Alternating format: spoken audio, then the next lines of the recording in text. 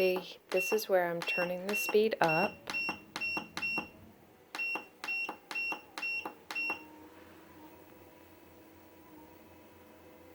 And then when I go to turn it down, it won't go down.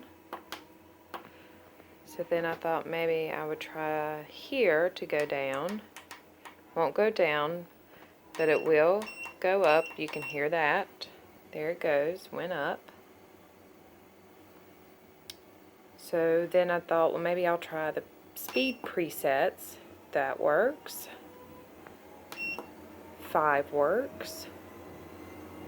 It goes down there, but if you mash 3 or 1, those do not work.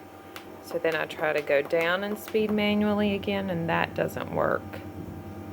So to get it to go down in speed, you have to stop.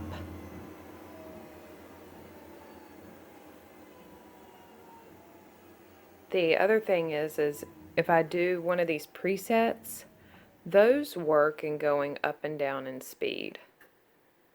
But it's just that button, that button, that button, and then that button doesn't work.